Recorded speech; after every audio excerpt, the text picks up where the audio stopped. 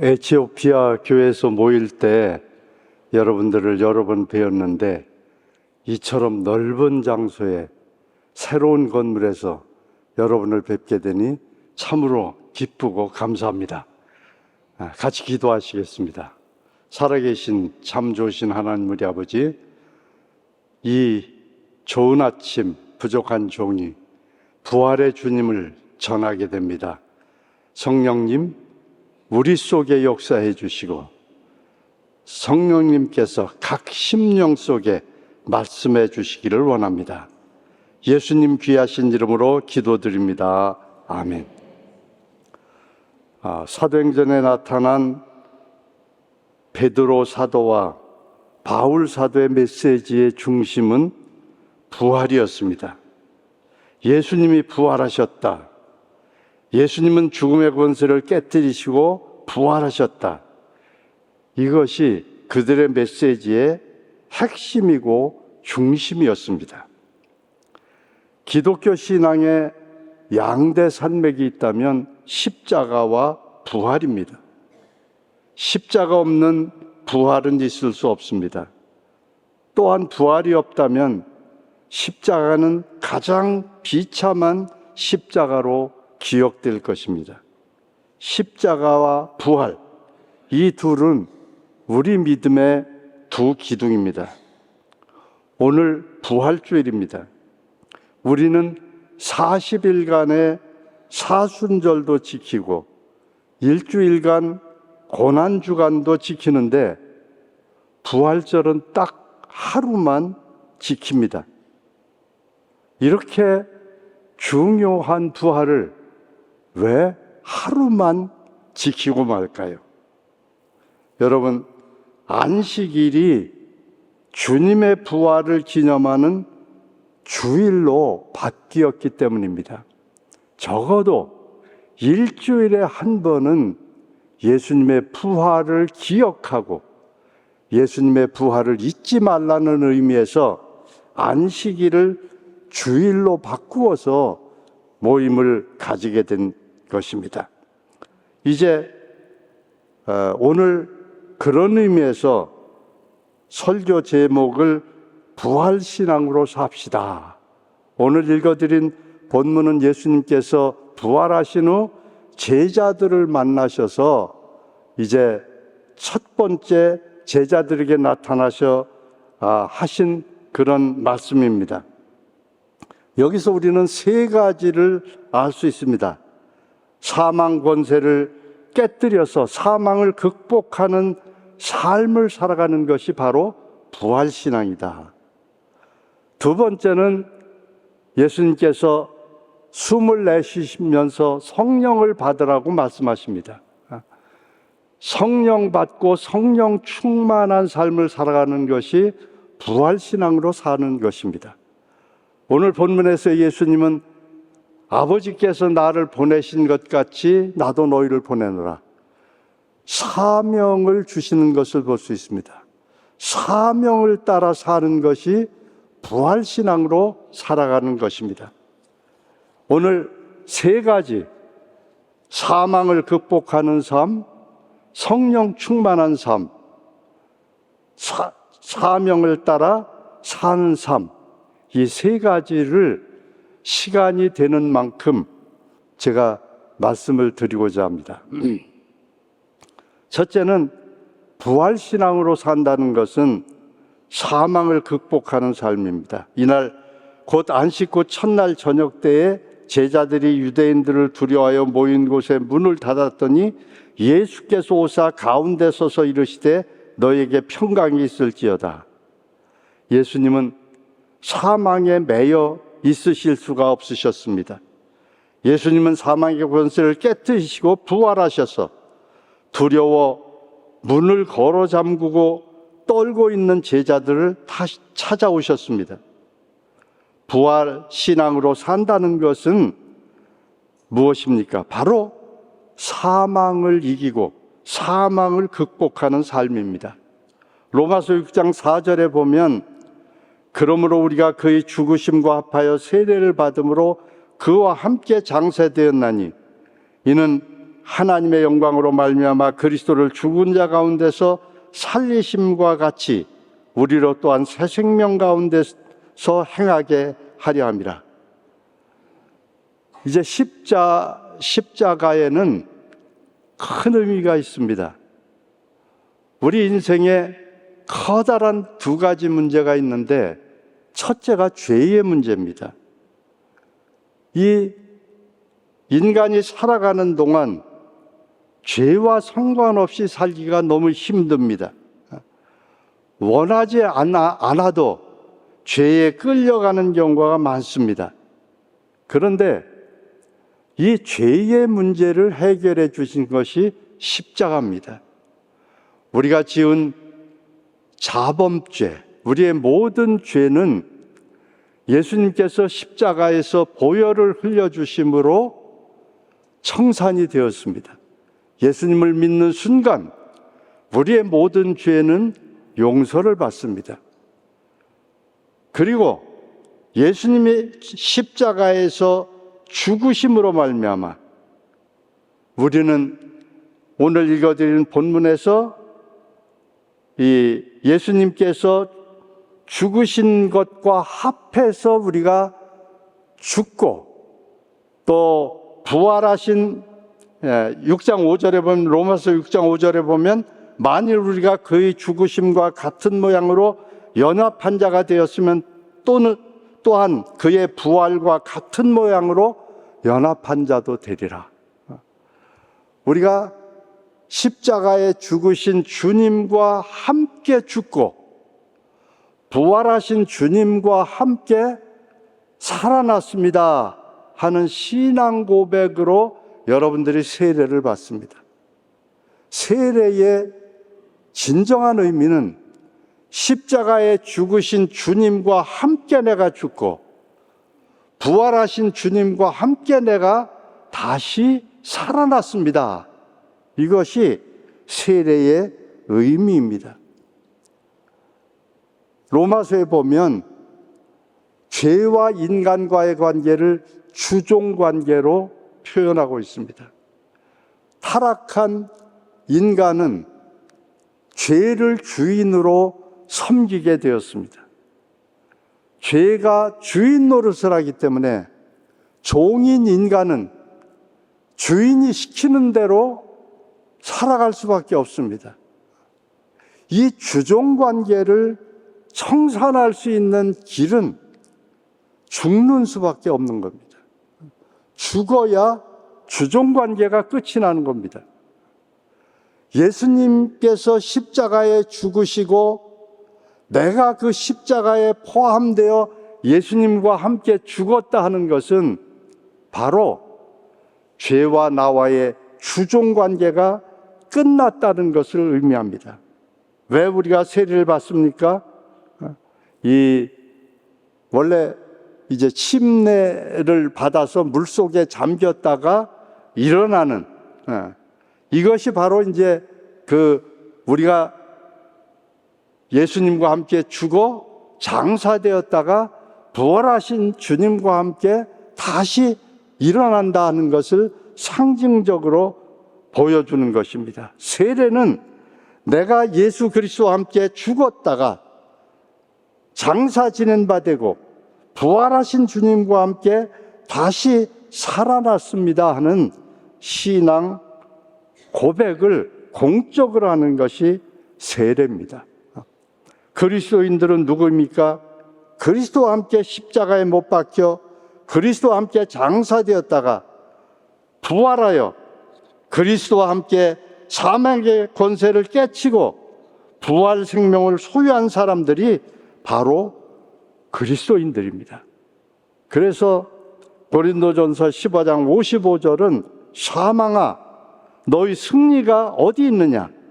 사망아 내가 쏘는 것이 어디 있느냐? 그렇게 외칩니다. 사망아 너희 승리가 어디 있느냐? 사망아 너희 쏘는 것이 어디 있느냐? 여러분, 사람들은 죽음을 두려워합니다. 왜 그렇게 죽음을 두려워합니까? 우리는 언제 죽을지 알지를 못합니다.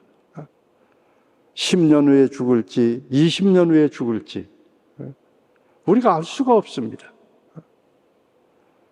또 어디에서 죽을지, 집에서 죽을지, 객지에서 어디 나가 있다가 죽을지, 우리는 어디서 죽을지도 알 수 없습니다. 어떻게 죽을지, 병이 걸려서 죽을지, 어떤 형태로 죽을지 우리는 알 수가 없습니다. 그렇기 때문에 인간들은 죽음을 두려워합니다.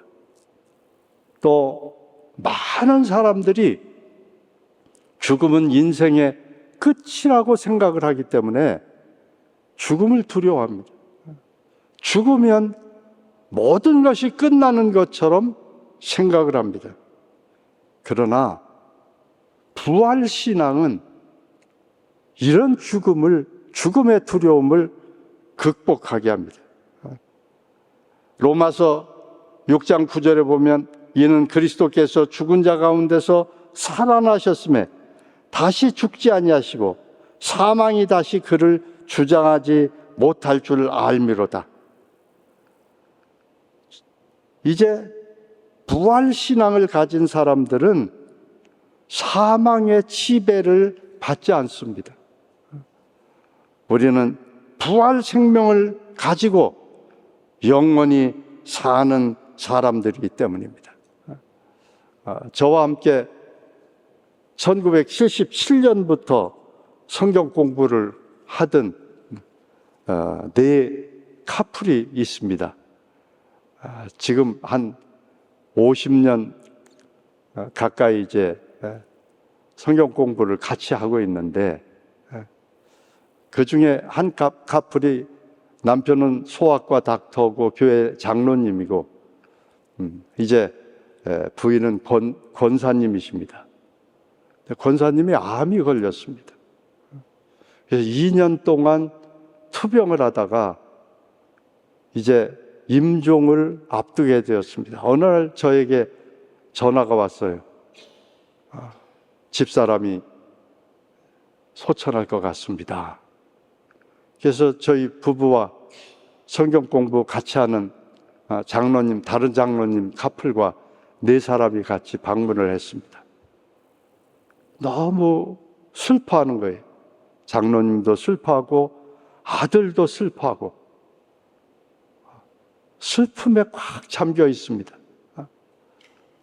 그래서 같이 찬송 부르고 말씀을 나누고 기도하고 그리고 나왔는데, 권사님이 저희 집사람 손을 꼭 잡고, 우리가 나간 다음에 꼭 잡고, 이제 얼마 안 남았어요. 빨리 가도록 기도해 주세요. 빨리 하늘나라 가도록 기도해 주세요. 그 이제 슬픔 속에 잠겨 있는 장로님과 아들을 이제 위로하고 저희 집으로 돌아왔습니다. 이튿날 아침 10시쯤 전화가 왔어요. 새벽에 소천에 딱 동아대학 병원 영안실에 안치해 놨다고. 오후에 저희 집사람하고 성경 공부 같이 하는 멤버들하고 같이 장례식장을 방문했습니다.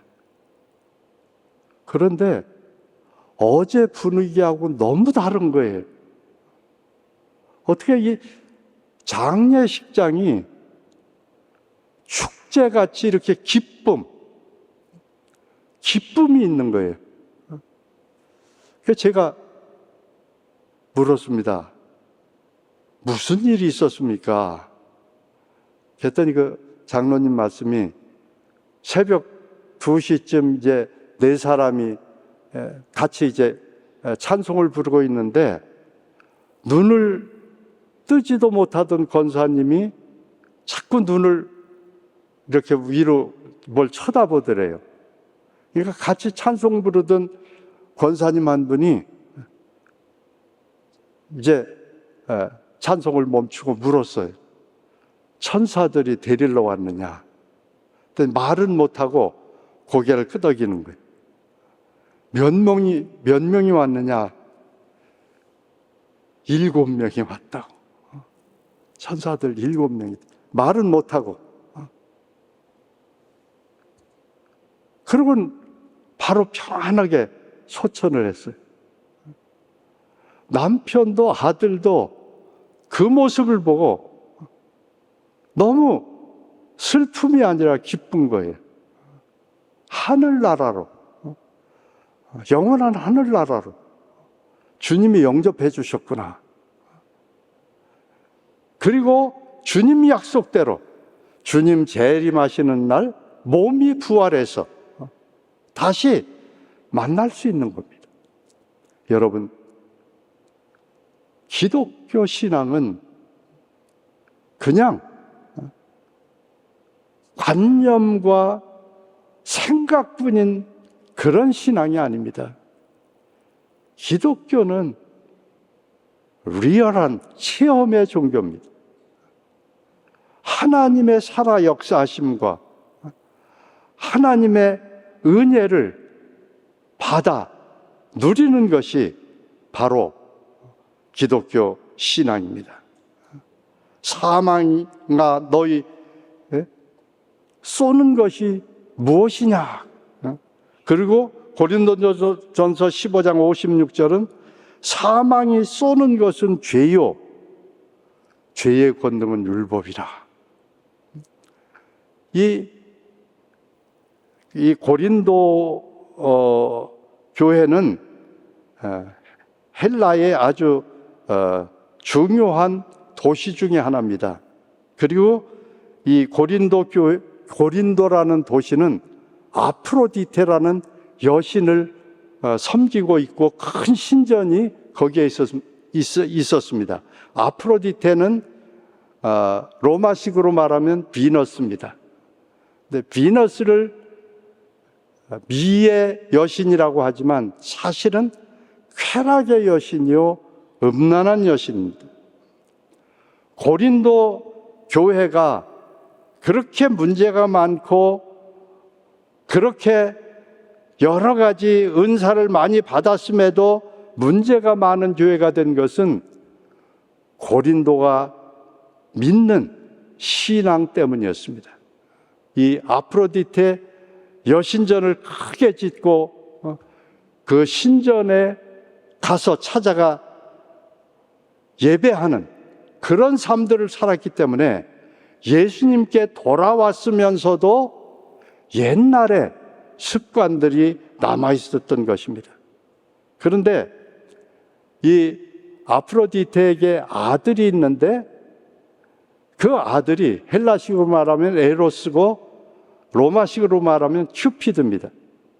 이 큐피드가 활을 가지고 다니면서 화살을 쏘는데 이 화살을 맞으면 말도 안 되는 사랑을 하는 겁니다. 이 화살을 맞은 사람은 처음 만나는 이성을 사랑하게 됩니다. 유부남이든지 유부녀든지 상관이 없습니다. 어린이든지 노인이든지 상관이 없습니다. 큐피드의 화살을 맞은 사람은 처음 만나는 이성을 말도 못하게 사랑하게 되는 겁니다. 이게 큐피드가 쏘는 화살에 맞은 사람의 현상입니다. 그래서 바울 사도는 사망아 너희 쏘는 것이 무엇이냐? 이 고린도 교인들은 이 의미를 아주 쉽게 캐치하는 겁니다. 이 쏘는 이 에로스가 큐피드가 쏘는 화살 이걸 너무 잘 알기 때문에. 근데 사망이 쏘는 화살이 있다는 거예요. 사망이 쏘는 것은 죄요. 이 화살을 맞으면 예수님 믿고 기뻐하던 사람들의 기쁨이 사라집니다. 주님을 향해 감사하던 사람들의 감사가 사라집니다. 그리스도 안에서 활기가 넘치던 사람들이 시들시들해집니다. 이 사망이 쏘는 죄의 화살을 맞고 나면 은혜스럽던 사람들이 마음이 강팍해지고 마음에 쓴뿌리가 나고, 이 쓴뿌리가 나서 자기를 더럽힐 뿐 아니라 많은 사람들을 더럽히게 됩니다. 이 사망이 쏘는 화살을 맞은 사람은 은혜를 다 쏟아버리고 삶이, 몸이 건조하게 됩니다. 사망이 쏘는 화살은 신앙을 병들게 하고 타락하게 하며 신앙을 약화시킵니다. 신앙에서 뒷걸음질 치게 만드는 것이 바로 사망이 쏘는 화살입니다. 오늘날 이 화살에 맞은 사람들이 너무 많습니다. 교인들 중에서도 이 사망이 쏘는 화살을 맞은 사람들이 많습니다. 고린도 교회가 그렇게 많은 은사를 받고 또 지식과 구변에 부족이 없는 교회인데 왜 문제투성이의 교회가 됐습니까? 바로 사망이 쏘는 죄의 화살을 맞아서 그렇게 됐습니다. 그런데 바울 사도는 이 사망이 쏘는 죄의 화살을 극복할 수 있는 신앙의 비밀을 발견했습니다. 그것이 바로 부활신앙입니다. 부활신앙을 가진 사람에게는 이 화살이 소용이 없습니다. 그래서 사망아 너희 승리가 어디 있느냐? 사망아 너희 쏘는 것이 어디 있느냐? 라고 말할 수 있었습니다. 부활신앙을 가진 사람에게는 사망이 쏘는 화살이 아무 의미가 없습니다. 부활신앙은 어디서 옵니까? 그리스도와 함께 십자가에 죽어야 옵니다. 십자가 없이는 부활도 없습니다. 십자가는 장식이 아닙니다. 십자가는 죽음의 형틀입니다. 십자가는 능력입니다. 예수님께서는 날마다 자기 십자가를 지고 나를 따르라고 말씀하십니다. 그래서 바울 사도는 나는 날마다 죽노라. 날마다 자기 십자가를 진다는 것은 날마다 죽는 것을 의미합니다. 여러분, 화살을 쏘았을 때 죽은 사람에게 화살이 꽂히면 죽은 사람이 아픔을 느낍니까? 아무 소용이 없어요. 죽은 사람에게는 화살이 소용이 없단 말이에요. 사망에 쏘는 화살, 이 죄의 화살이 미움이, 시기가, 질투가, 쓴뿌리가, 섭섭함이, 이 화살들이 우리에게 쏘아져 올 때 나는 그리스도와 함께 십자가에 못 박혀 죽었다. 이걸 확인하게 되면 문제될 게 없단 말이에요. 바울 사도는 고린도 전서를 쭉 적어가면서 분열의 문제, 음란의 문제, 우상의 문제, 성찬식 애찬을 겸해서 할 때 여러 가지 생기는 문제, 세속 재판의 문제, 이 고린도인들이 가지고 있는 여러 문제들을 다루다가 마지막 부분에 와서 바울 사도가 이제 그들에게 이야기합니다. 이 모든 것을 극복할 수 있는 한 가지 비결이 부활신앙이다. 그래서 고린도전서 15장 긴 장에 걸쳐서 그걸 우리가 부활장이라고 그러죠. 부활에 대해서 쭉 이야기를 하는 겁니다.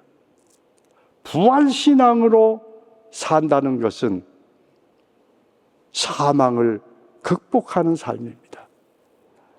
이 부활신앙은 인간의 가장 큰 문제인 죄의 문제와 죽음의 문제, 이 두 가지 문제를 해결하고 극복할 수 있는 것이 부활신앙입니다.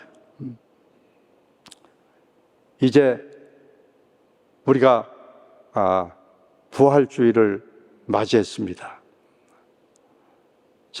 제가 신학교 다닐 때는 광나루 장로교 신학대학에서 서울 남산까지 새벽 기도에 참석하기 위해서 남산까지 왔습니다. 그 새벽 기도에 그때는 왜 그렇게 흰 옷들을 다 입고 흰 옷을 입고 그 새벽에 수만 명이 남산에 모여가지고 예수 부활하셨다고 찬송 부르고, 그 다음엔 장충단 공원에서도 모이고 여러 곳에서 모였는데, 요즘은 그런 모임을 찾아보기가 힘들어요.